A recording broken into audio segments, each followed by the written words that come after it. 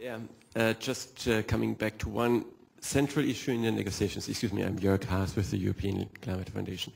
A central issue in the negotiations is obviously who will contribute to the funding of developing countries' action.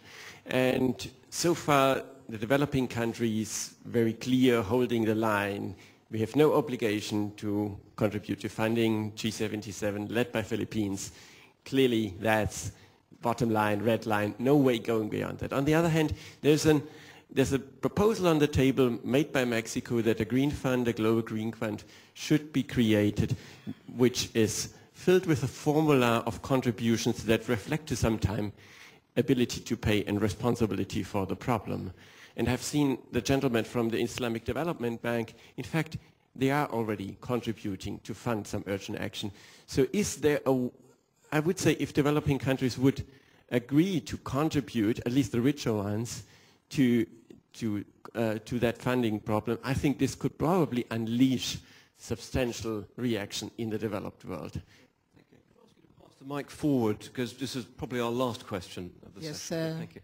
Thank you very much. I'm Mary Chinrehesi from Ghana. 1 minute. It's just a plea. It's a plea that Copenhagen not be treated as just another conference. I think the issues are clear. We sink or swim together. And that's why I buy into the idea of removing the traditional east, north, south, rich, poor, developed, developing country approach to what is done. We are in it together. And this is why it's important to carry the populations along with us. It's a question of packaging the conference agenda in a manner that after the conference, commitments can actually be pushed through. And that we will move for once from rhetoric to action. That commitments will really be honored, and this conference is not going to be just a passing show. I really have to count on everybody to find a way of packaging the conference, the negotiation process, the realistic outcome in a manner that we really will have action. Thank you very much. Thank you very much. Laura, do you want a final quick comment? You were asking to, or were you very final?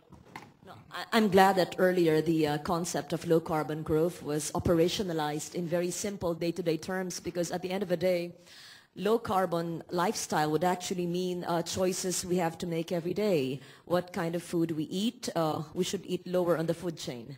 And second, what kind of transport we take.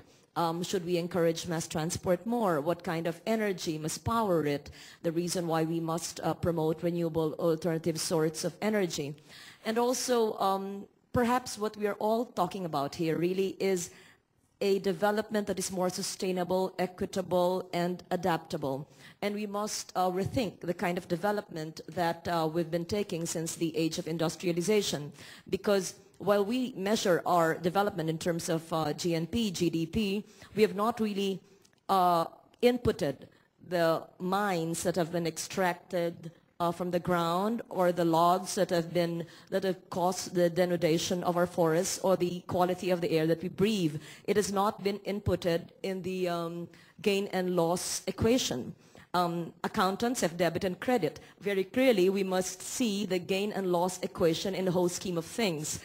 Economists and political leaders have always say we need X economic growth statistics and numbers, but have we quantified the quality of life that we have lived, and how much vulnerable women, children, communities, and populations have actually emerged from the wrong kind of development that we have been espousing? So my urge to this body is to rethink development, and perhaps we must have a more cautious kind of development. We must encourage more resilient kind of investments, and in a way, maybe to put it to an extreme, adopt the Bhutanese gross national happiness of good governance, sustainable and equitable socio-economic development, protection of ecosystems, and cultural resilience. Because at the end of the day, that is what really matters, the quality of life and our happiness.